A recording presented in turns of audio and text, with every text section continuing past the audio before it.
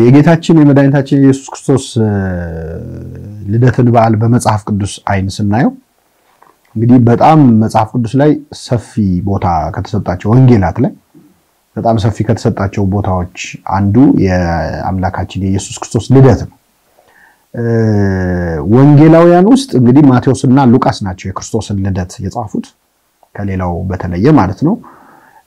የዮሐንስ ወንጌል ቅድመ ዓለም የነበረ መሆኑን እንግዲህ ብሉየ መዋዕል ሕፃን ይባላል። ክርስቶስ ከመወለዱ በፊት የነበረ ሕፃን ከዓለም አስቀድሞ የነበረ ሕፃን ነው። ይህ ሕፃን አስቀድሞ የኖረ ነው። ለዚህ ነው አወጣጡ ከቀድሞ ጀምሮ የሆነ መስፍን ካንቺ ይወለዳል አንቺ ቤተልሔም ይሁዳ ምድር ሆይ ይላልና አወጣጡ ከቀድሞ የሆነ ነው፣ አስቀድሞ የነበረ ነው።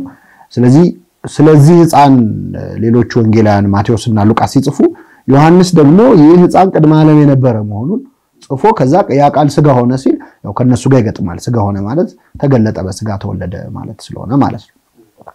የማርቆስ ወንጌል ደግሞ ተአምራቱ ላይ ትምህርቶቹ ላይ ያተኩራል። ዮሐንስም እንደዚሁ ስለ ቅድምናው ከጻፈ በኋላ ክርስቶስ መጨረሻ ላይ ያስተማራቸውን ትምህርቶችና ሌሎች ወንጌላውያን ያልጠቀሷቸውን ተአምራት ነው በመጽሐፍ ላይ ያተኮረው። እንግዲህ ወንጌላውያን ሲጽፉ አራት መሆናቸው ያስፈልገውም ለዚህ ነው። ከወንጌላውያን መካከል መጨረሻ ላይ ዘግይቶ የጻፈው ዮሐንስ ወንጌል ነው።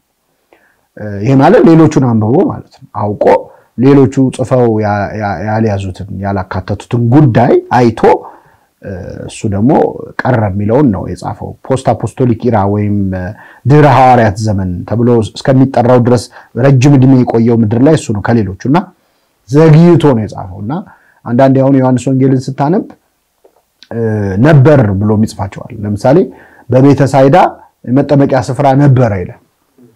እሱ ያለ የለም ያ ቦታ ማለት ነው ፈርሷል። በጣም ስትቆይ እዚህ ቦታ ላይ እንዲነበረ ብለህ ሁሉ ትጽፋለህ። እንደዚህ ዘግይቶ መጽሐፉን የሚያሳዩ ነገሮች አሉና ወንጌላውያን ማቴዎስና ማርቆስ ያተኮሩበት ነገር አለ፣ የሌሉበት ደግሞ አለ። እነሱ አሁን ለምሳሌ መስቀል ስር ያለውን እሱ ዮሐንስ ነው የጻፈው። መስቀል ስር አልነበሩም እነሱ ሸሽተዋል፣ እሱ ተገኝቷል። እናት ተብሏል።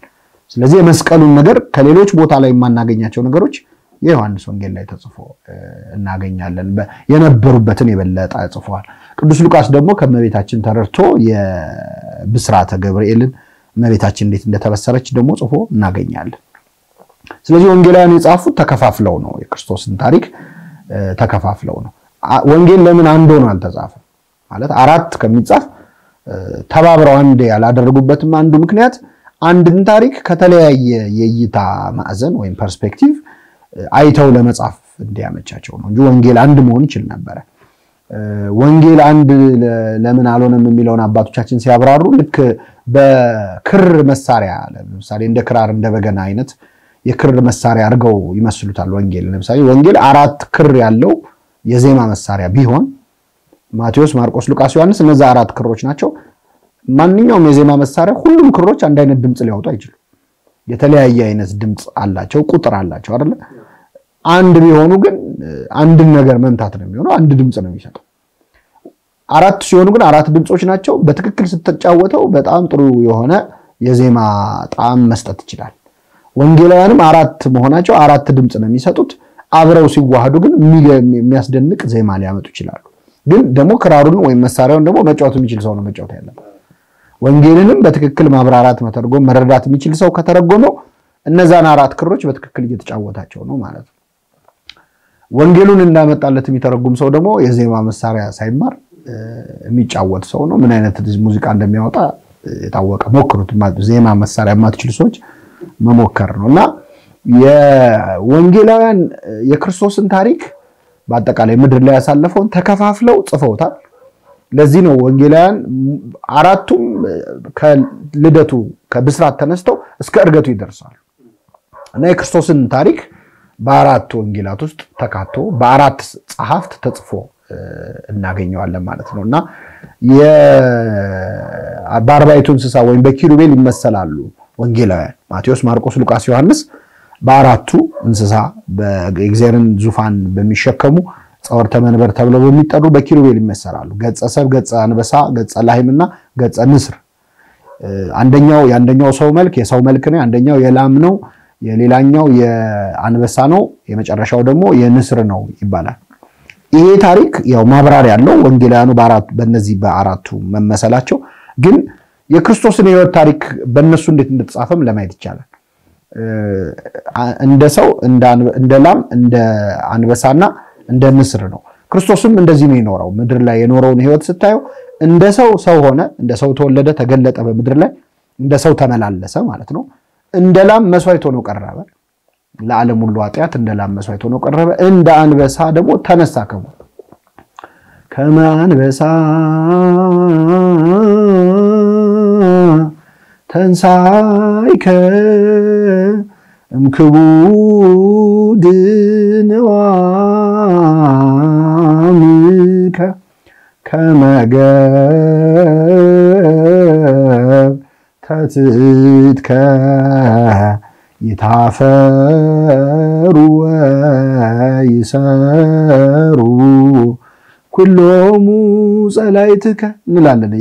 በ27 መድኃኔዓለም ዕለት ሴብ ጸጋ ከስንል ከመ አንበሳ ተንሣእከ እምክቡድ ንዋምከ አንበሳ የሚለየው የአንበሳ መገለጫው እንቅልፍ ይወስደዋል። በጣም ለረጅም እንቅልፍ ይነሳ። የተነሳ ቀን ግን ኃይሉን አድሶ ነው የሚነሳው እና ከከባድ እንቅልፍ ከሞት ማለት ነው። ክርስቶስን እኮ ነው ደራሲው የሚለው ከመ አንበሳ ተንሣእከ እምክቡድ ንዋምከ ከመ ገብተትከ እንደ ባሪያ ዝቅ ብለህ ከተኛኸው ከከባዱ እንቅልፍ እንደ አንበሳ ተነሳ።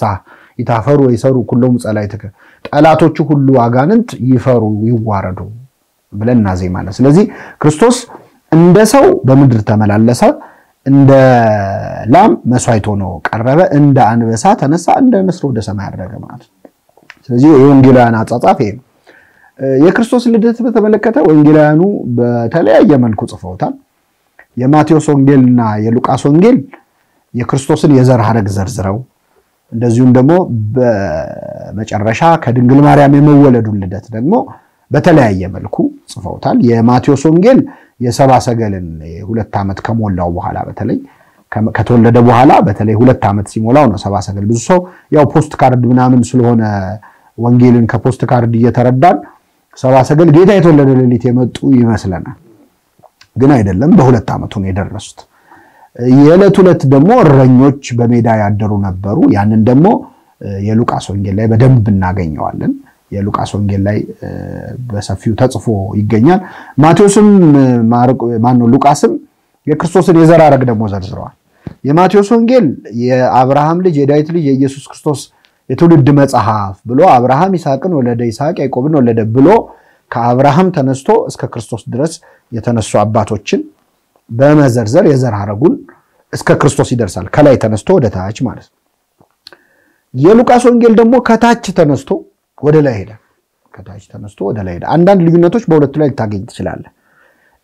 የሉቃስ ወንጌል እስከ አዳም ሄደ ወደ ላይ ሲሄድ፣ የማቴዎስ ወንጌል ግን ከአብርሃም ነው የሚጀምረው የሚወርደው። የአብርሃም ልጅ ነን ለሚሉ ለአይሁድ የተጻፈ ወንጌል ስለሆነ ማለት ነው የማቴዎስ ወንጌል። የሉቃስ ወንጌል ደግሞ ከታች ተነስቶ ወደ አዳም ሄዳል። አንዳንድ ቦታ የዘር ሐረጉ ላይ እዛ ላይ ተጠቀሰ እዚህ ላይ ይጠቀስ ትችላለህ ልታገኝ ትችላለህ። ይሄ ግን የወንጌላት ትብብር ወይም ሃርሞኒ ኦፍ ዘ ጎስፕል የሚባለውን ያጠኑ የቤተክርስቲያን አበው እንደሚያስረዱን ለምሳሌ በዋርሳ የተቆጠረ የዘር ሐረግ ልታገኝ ትችላለህ። በትክክለኛ በወለደው አባት የተጠቀሰ ልታገኝ ትችላለህ። በግራ በቀኝ ብሎ ግን ዞሮ ሁለቱም የዘር ሐረጉን ጠቅሰዋል። የማቴዎስ ወንጌል ከላይ ወደ ታች ነው የሚወርደው። የአምላክን ሰው መሆን የአምላክን ርደት ከሰማይ ወደ ምድር በትሕትና መውረዱን በሚያሳይ መልኩ ከላይ ወደ ታች የክርስቶስን የዘር ሐረግ ይጠቅሳል። የሉቃስ ወንጌል ደግሞ ከታች ወደ ላይ በመግለጽ የሰው ልጅ ከትሕትና ወደ ልዕልና ከመዋረድ ወደ ከፍታ ይዞት መነሳቱን የሚያሳይ ድጋሚ እንደፈጠረ ሪካፕቹሌሽን የሚባለው ክርስቶስ የሰው ልጅ ድጋሚ ሊሰራ ነው። ሁሉ በክርስቶስ ቢሆን አዲስ ፍጥረት ሆኗል ይላልና አዲስ ፍጥረት ሊያደርገን ድጋሚ ሊሰራን መምጣቱን ያሳያል። ልክ ሸክላ ሰሪ ሸክላን ሰርቶት ሸክላው ላይ ጉድፍ ያየ እንደሆነ አፍርሶ በውሃ ለውሶ ድጋሚ እንደሚሰራው ሰውነታችን ወይም የሰው ልጅን ማንነት ሰውነት መዋረዱን አይቶ የተዋረደ ማንነታችንን እንደ ሸክላ አፍርሶ ሸክላ ሰሪው ክርስቶስ ድጋሚ በጥምቀት ውሃ ለውሶ ድጋሚ ሰውነታችንን ሰርቶታል። የመጀመሪያው የቤተክርስቲያናችን ጉባኤ ቃና ድህረ ተሰብረ አጽንኦ ለሰብእና ነልህኩት ይላል። ለሐዋዊ ክርስቶስ በማየ ንስሐ ጥምቀት በማየ ሐዲስ ጥምቀት ሸክላ ሰሪው ክርስቶስ ሰብእናችን ሰው መሆናችን መፍረሱን በበላሸቱን ባየ ጊዜ በአዲሲቱ ጥምቀት ለውሶ ድጋሚ ወደ ክብር አመጣን ይላልና ድጋሚ ሸክላ ሰሪው ክርስቶስ የኛ ማንነት የሰራ መሆኑን ድጋሚ የፈጠረን መሆኑን ለማሳየት በክርስቶስ ጀምሮ በአዳም ይጨርሳል ማለት ነው የሉቃስ ወንጌል። እውነትም ክርስቶስ ሰው በመሆኑ ሰውነትን ነው ከፍ ያደረገው። እንግዲህ የሰው ልጅ ያቃተው ነገር ቢኖር ሰው መሆን ነው።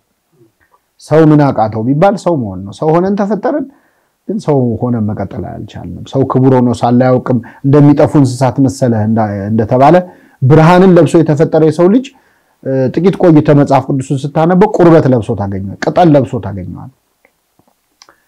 መጀመሪያ ቅጠል መልበሱ የሚረግጣቸውን እንስሳት እጽዋት የሚገለገልባቸውን እጽዋት ልብስ አድርጎ መጠጊያው አድርጎ መታየት ለሰው ውርደት ነው። ከዛ ደግሞ እንስሳት መስሉ ከእንስሳት ልብስ ተዋሳ የሰው ልጅ ብርሃንን ለብሶ የተፈጠረ የሰው ልጅና ሰው ያቃተው ነገር ቢኖር ሰው መሆን ነው። ስለዚህ ሰው መሆን ሲያቀተው እግዚአብሔር ሰው ሆኖ ሰው እንዴት እንደሚኮን ለኛ ሊያሳየን መጣ ማለት ነው። ስላቃተን እንዲህ ነው ሰው የሚኮነው እዩት ሊለን ማለት ነው። ከዛ ውጪ ሰው መሆንን ከኃጢአት ጋር አገናኝተነው ደምድመነው ነበር። ሰው ሆኖ የማይበድል እንጨት ሆኖ የማይጥስ የለም። ሰው ከሆንክ ያው ኃጢአት መስራት አይቀርም ስንል ኖረናል። አሁንም የምንጽናናው ያው መቼ ሰው አይደለው ሰውነት እቺ ስጋ እያልን በስጋ እናሳብባለን ኃጢአታችንን ጀስቲፋይ ለማድረግ ማለት ነው። ስለዚህ እግዚአብሔር ልጅ ሰው ተሆኖ ኃጢአት እንደማይሰራ ሊያሳየን መጣ ማለት ነው። ክርስቶስ ፍጹም ሰው ነው፣ ግን ያለ ኃጢአት ነው ሰው የሆነው። ዘእንበለ ኃጢአት ባህቲታ በሁሉ ነገር እንደኛው ሰው ነው ያለ ኃጢአት ማለት ነው። ለካ ሰው ሆኖ ኃጢአት ሳይሰሩ መኖር ይቻላል የሚለውን ለማሳየት የእግዚአብሔር ልጅ ሰው ሆነ ድጋሚ ፈጠረን ማለት ነው። ወንጌላውያኑ ሲጽፉ ሉቃስ ሲጽፍ ወደ አዳም ከክርስቶስ መምጣቱ ድጋሚኛን መፍጠሩን ያሳያል። የማቴዎስ ወንጌል ላይ ደግሞ ስታይ በእውነት ማስተዋል የሚፈልግ ነው የክርስቶስ የትውልድ የዘር ሐረግ። ለዚህ ነው የትንቢተ ኢሳይያስ ምዕራፍ 53 ላይ ትውልዱን ማናስተዋለ ይላል። አንዳንድ ተርጓሚዎች ከትውልዱ ማናስተዋለ ብለው አበላሽተውታል እንጂ ግዕዙም ግሪኩም ማነው ዕብራይስጡም ከትውልዱ ማናስተዋለ ሳይሆን ትውልዱን ማናስተዋለ ነው። የትውልዱን ቁጥር ማናስተውሎታል የክርስቶስን። ይሄ ማለት ትውልዱ ውስጥ ትምህርት አለ ማለት ነው። የዘራን ገሌን ወለደ የሚለው ውስጥ ትምህርት አለ።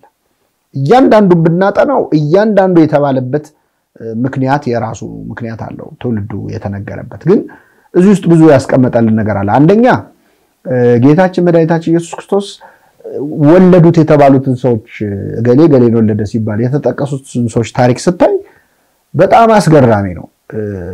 አንዳንዶቹ ካሳም ይመስላል እሱን መውለዳቸው። ለምሳሌ ያዕቆብና የራሔልን ታሪክ ታስታውሳለህ። ራሔልን ማግባት እየፈለገ ሳይፈልግ ሌያን አገባ። ሌያ መልካም አልነበረችም። ያዕቆብ የመረጣት የወደዳት አልነበረችም።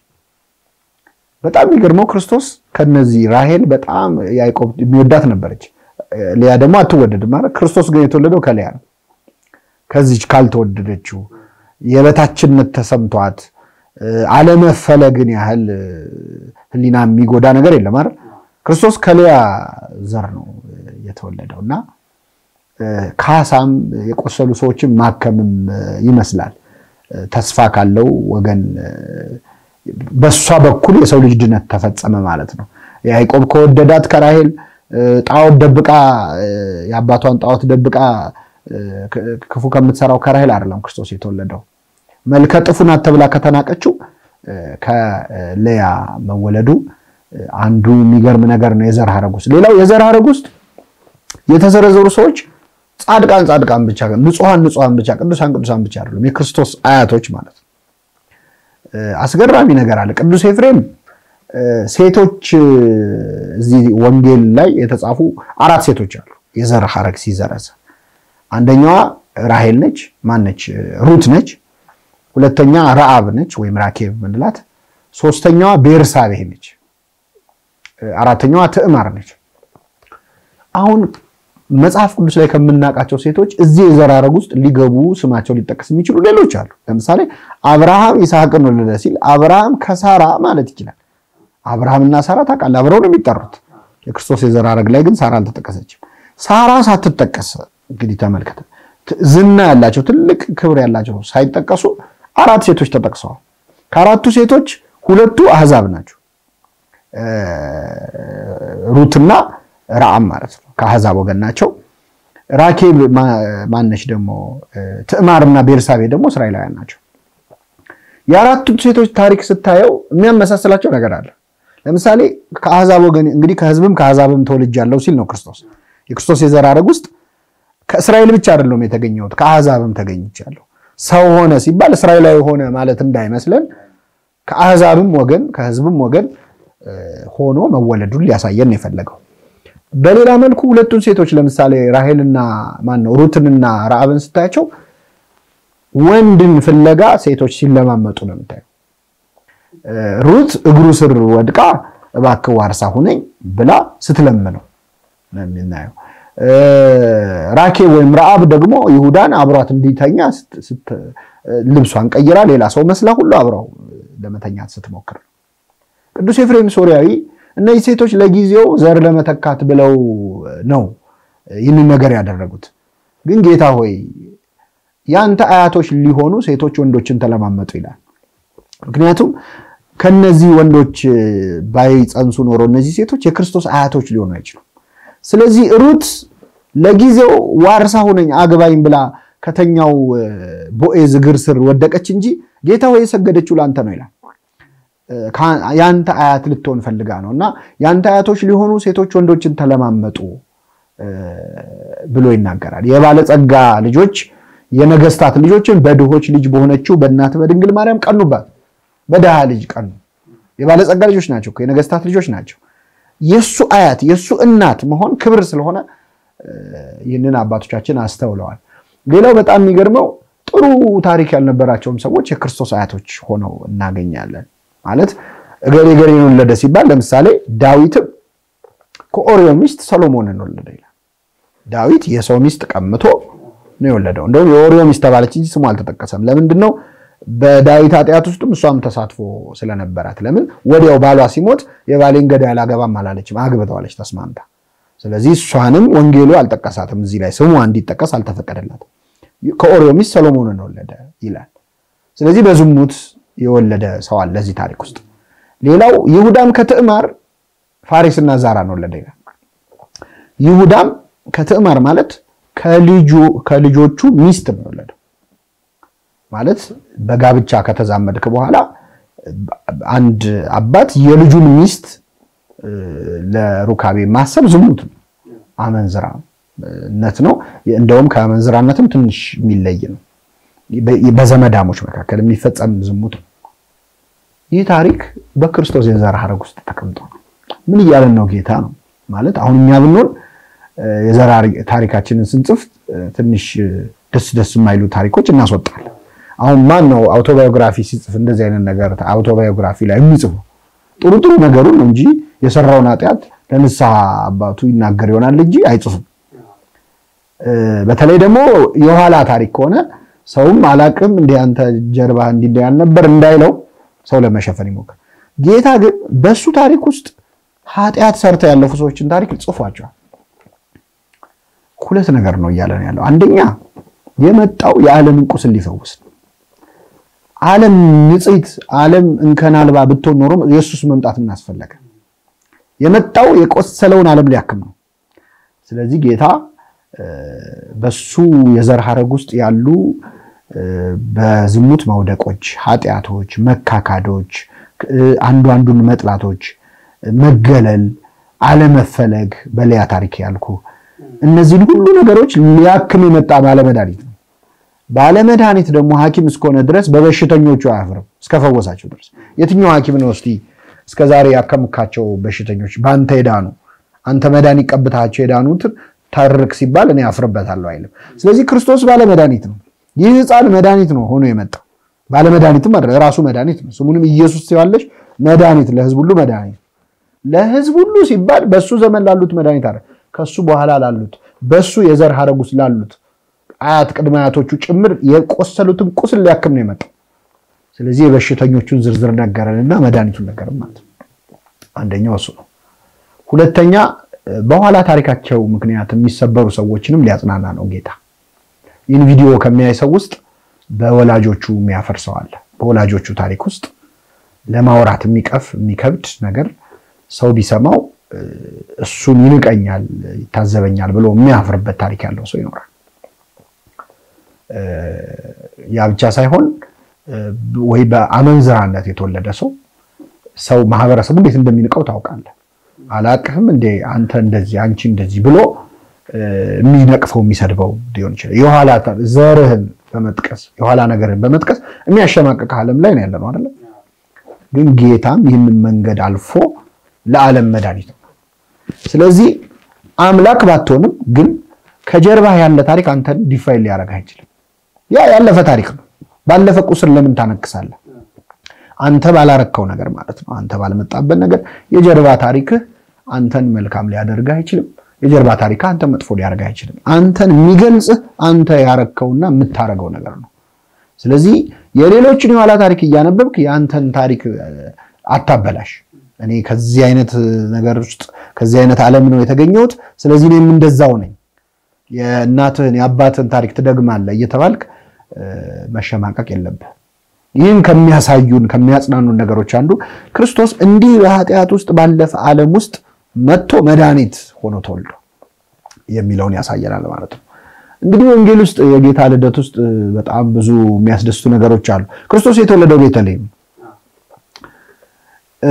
የተወለደበት የዘራረግ ውስጥ ብቻ ሳይሆን ቤተልሔም ራሱ ሌላው የሚያሳፍር ታሪክ ማለት እኔ እኮ ከቤተልሔም ነው የተወለድኩት አያሰኝ። ከቤተልሔም የተወለደ ሰው የተናቀ ሰው። ክርስቶስ የተወለደው ቤተልሔም ነው፣ ያደገው ናዝሬት ነው። ናዝሬትም የተናቀ ከናዝሬት መልካም ነገር ሊወጣ ይችላል የምትባል ነች። ነብዩ አይቷት እኮ አዝኖላታል። አንቺ ቤተልሔም የይሁዳ ምድር ሆይ ከይሁዳ መሳፍንት ገዢዎች ሀገር ከቶ አታንሺም፣ ምክንያቱም ሕዝቤን የሚጠብቅ መስፍን ካንቺ ይወጣል። በፊት ዘሩባቤል በኋላ ክርስቶስ ማለት ነው። ስለዚህ አንዳንዴ የተወለድክበት የተገኘህበት አካባቢ ደግሞ ሊያሳፍር ይችላል።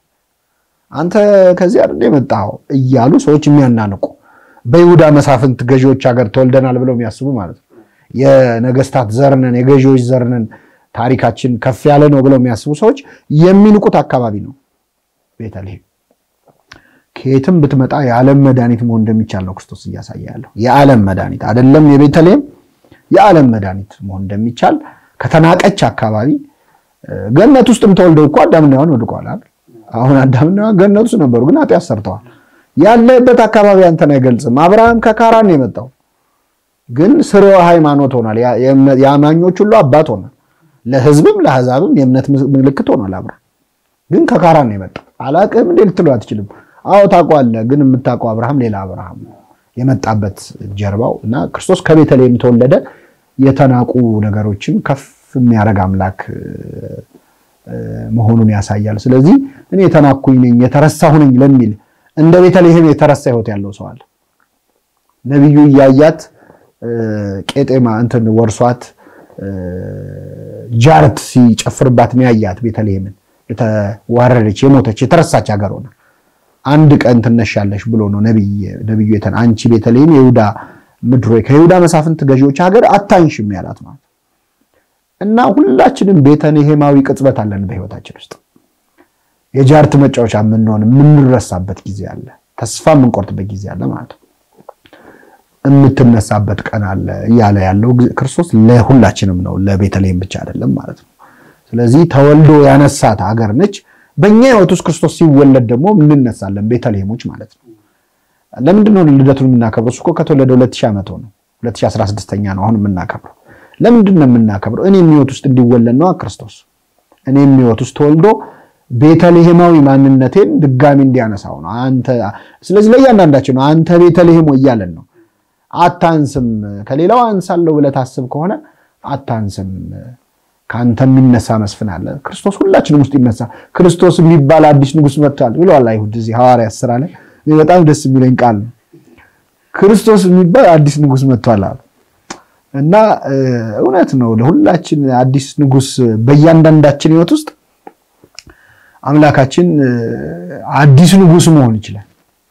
ስታነክሰው ማለት ነው። ዙፋን ካስቀመጥክለት አዲስ ንጉስ ክርስቶስ የሚባል አዲስ ንጉስ መጥቷል የሚያስብል ህይወት የሚመጣው እኛም የቤተልሔም ድል ሲገጥመን ናዝሬትም እንደዚሁ የናዝሬት ልጅ ነህ እንደሚያሰኝ ራሱን ክርስቶስም የናዝሬቱ ኢየሱስ ያሉ እኮ አይሁድ እኮ ለመቀለድ ነው በነገራችን ላይ የናዝሬቱ ኢየሱስ የሚሉት ኢየሱስ ብሎ ናዝሬት መሲህ ብሎ ናዝሬት አለ እንዴ ለማለት ነው ስለዚህ ከማይጠበቅ ቦታ የማይጠበቁ ሰዎች ሊነሱ እንደሚችሉ ክርስቶስ ለማሳየት ነው ቤተልሔም መወለዱ ብቻ አይደለም የሚገርም በረት ውስጥ ነው ደግሞ የተወለደው በረት ውስጥ የከብቶች በረት ውስጥ ነው አምላካችን ኢየሱስ ክርስቶስ የተወለደበት ምሽት እመቤታችን እና ዮሴፍ ሲንከራተቱ ነው ያመሹት ጌታን ለመውለድ አይደለም የሚወለድበት ቦታ አጥቶ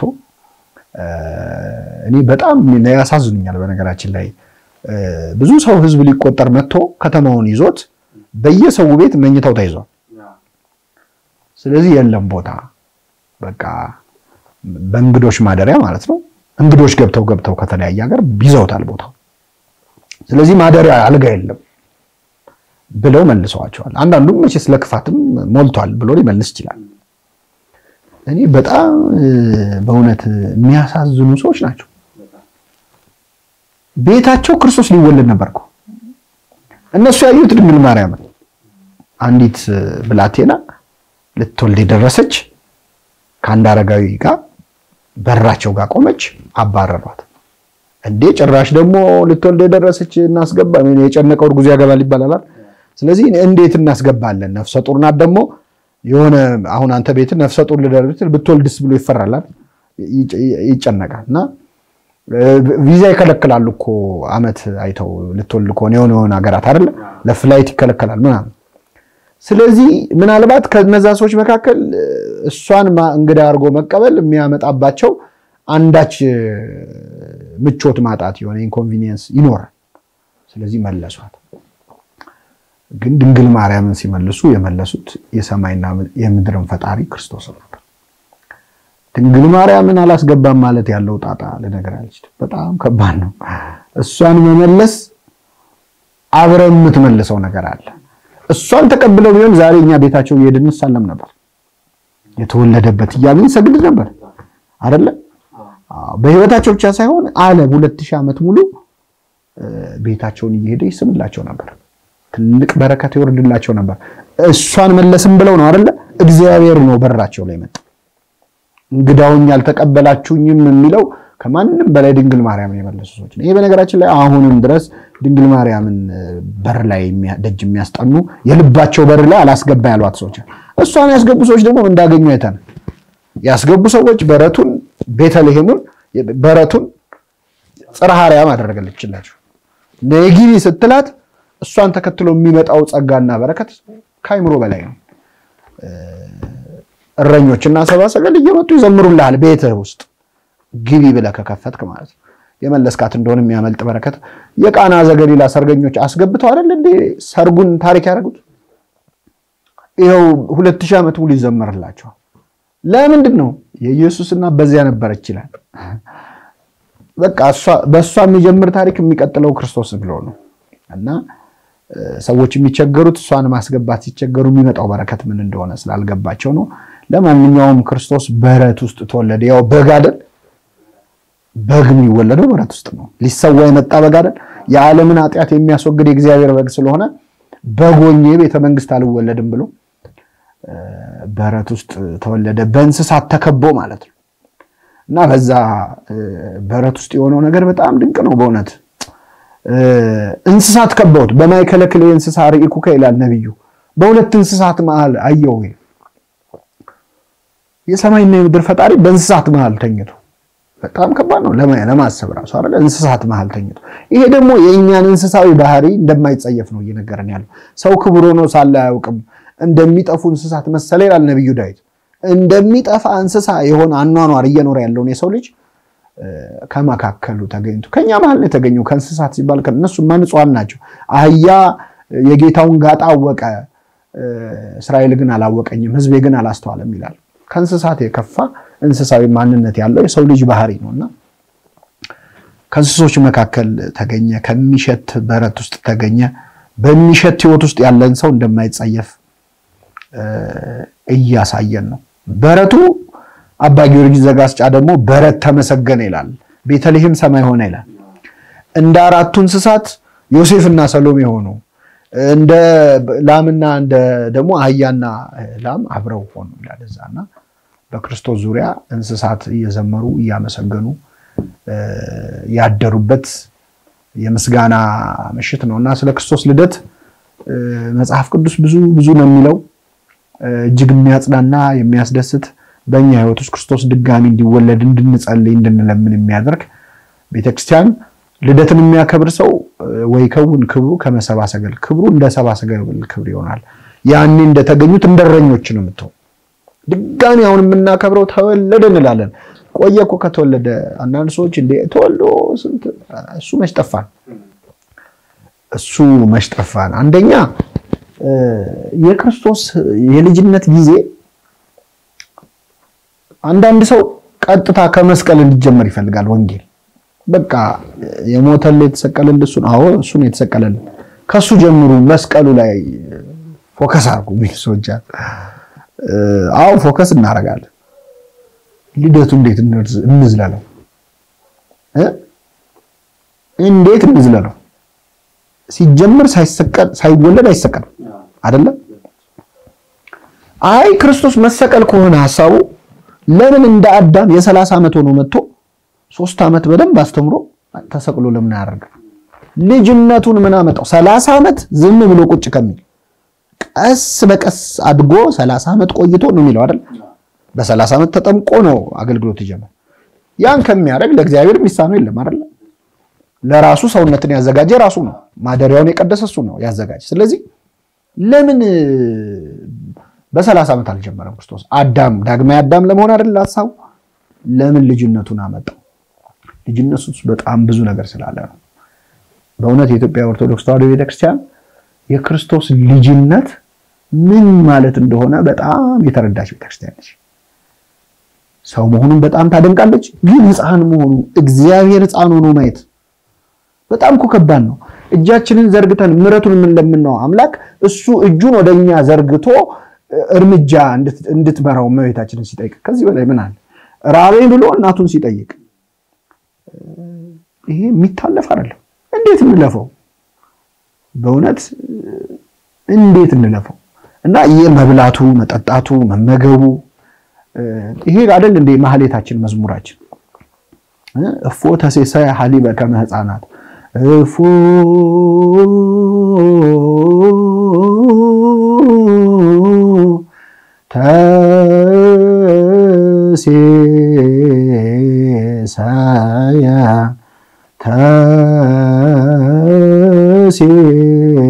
ተሴሰየ ሐሊበ ከመ ሕፃናት ተሴሰ እንዴት እንደ ሕፃናት ወተትን ጠጣ? እንዴት እንደ ሕፃናት ተመገበ? በጎል ሰከበ በአጽርቅት ተጠብለለ በበረተኛ በጨርቅ ተጠቀለለ። እንዴት እንደ ሕፃናት ወተት ጠጣ እያልን ነው የምንወረው። እግዚአብሔር ራበኝ ብሎ ከናቱ ወተት ለምኖ መጠጣቱ እንዴት ነው ለፈው? በጣም የሚገርም ነው። ፍጥረቱን የሚመግበው አምላክ ተመገበ፣ ተራበ፣ ተጠማ፣ ተኛ። አስተኛችው፣ ጠቀለለች፣ አለበሰችው። ሜዳውን በአበባ የሚያለብሰውን አምላክ ነው ያለበሰችው አይደል እንዴ? ሰማይን በከዋክብት ያለበሳቸውን አምላክ አለበሰችው። ከዛ አስተኛችው። ማንን? የማይተኛውን አምላክ። የማይተኛውን አምላክ ማስተኛት እንዴት ያለ ነገር ነው! እንዴት እንተወው ይሄን የማይተኛውን አምላክ ኖላዊ ትጉህ ዘይትነውም የማተኛ አምላክ የተባለውን እንዴት አስተኛችው? ይሄ በጣም ከባድ ነው። በጣም ከባድ ነው። የቅዱስ ኤፍሬም ሶርያዊማ ምን ብለሽ አባበልሽው ይላል ሲያለቅስ። ምን ብለሽ እናቶች ሽሩሩ ብለው ነው ልጅ የሚያስተኙታል። ለለባይ ወይም ሽሩሩ ይሰኛል የቅዱስ ኤፍሬም መዝሙራቱ። እና እንዴት እሱ ደግሞ የሚገርመው የሌሎችን እናቶች ሹሩሩ ተውሰሽ ሹሩሩ ልትይዋልቺም ልጅሽን ይላል ምክንያቱም ያንቺ ልጅ አምላክ እና ጌታዬ ያልሽው ይሆን ልጄን የምትዩ አምላኬን የምትዩ ፈጣሪን የምትዩ ከሌሎች እናቶች እንዳታማክር ፈጣሪን ወልዶ የሚያቅናት አታቅም እሷ ብቻ ነች ደግሞ ልጅ ነች የ15 ዓመት ልጅ ነች ሰዎች እኮ ድንግል ማርያም ላይ ጨከን ብለው ለመናገር የሚያስቡት አንዱ የ15 ዓመት ልጅ የሆነ ነገር መሆኑን ስለሚረሱ አንዲት የ15 ዓመት ልጅ ልጅነቷን ሳትጨርስ ነው ልጅ የታቀፈችው ሊያውም አምላክ ደግሞ ለአይምሮ የሚከብድ ነገር ነው እንጂ ላይ ያለው እግዚአብሔር መሆኑን እንዴት አትጠራጠርም ሲያለቅስ ያያየችው ፈጣሪ መሆኑን እንዴት ጥያቄ አለ ይዘሽው ሽሺ ደግሞ ስትባል ወደ ግብጽ አስቡ እንዴ አምላክ ነው አልተባለም እንዴ ለምን ሸሻለሁ እሷን ያህል እኮ እምነት የሚፈትን ነገር የለም ያመነች ብጽዕት ነች ያለች ለዚህ ነው ከሷ በላይ ያመነ የለምና ለማንኛውም ብዙ ያናገራል የልደቱ ነገር ስለረኞቹና ለምን ረኞች ተመረጡ የልደቱ መጀመሪያ ተስራት ለመስማት ያው እረኛ አይደለ ለእረኛ ያደላል እኮ የተወለደው በግ ብቻም አይደለም እረኛ ነው እና በግ ሲወለድም መጀመሪያ ዜና የሚሰማው እረኛ አይደለ በረኛ ተከቦ ክርስቶስ ሲጀመር ጉዳይ አለው እግዚአብሔር ከረኞች ጋር ሙሴም እረኛ ነበር አይተኮና በጎቹን ትቶ ስቲሊ ብሎ ነው እሳት ሲነድ ያየው አይደል እነዚህ እረኞች እሳት ታቀፋለ ያዋት መጡ ወደ ድንግሊቱ አንድ አይነት ነው በነገራችን ላይ እስከ ቤተልሔም እንሂድ የሆነውን ይሄን ነገር እስቲ እንይ ብለው ነው አይደል የመጡት ስለዚህ እረኛ ይወዳል ራሱም እረኛ ስለሆነ ዳዊትም እረኞችም ይወዱታል ዳዊትም እግዚአብሔር እረኛዬ ነው የሚያሳጣኝ የለም ብሎ እንደረኛ ገልጾታል ስለዚህ እረኞች መጡ በሌሊት የሚገርም ነገስታት ብቻ ቢያዩት ኖሮ ትርጉም ነበር አይደል ነገስታት ለባለጸጎች ብቻ ነው የገለጠው ራሱ ለእረኞችም ለተናቁትም በጥቂቱ ታምናል በብዙ ሾመሃለው ዘበህዳጥ መመነ ኮንከ በብዙ ሰይመክ በትንሽ ታምናል በብዙ ሾመሃለው ነው ስለዚህ ብርድ የመታቸው በግ ሲጠብቁ ያደሩትን እነዛን እረኛም በግም ሆኖ ደግሞ እንዲያዩት መረጠና ትትናው አንደኛ በተናቀ ቦታ ተወልዶ የተናቁ ሰዎችን ነው ደግሞ የሚጠራው እና እንደ ልደት በነገራችን ላይ የተረሳ የተናቀ ለሆነ ሁሉ ሰው መጽናኛ የሆነ በዓል የለም እና ቢበቃን ይሻላል የልደቱን በረከት ያሳድርብን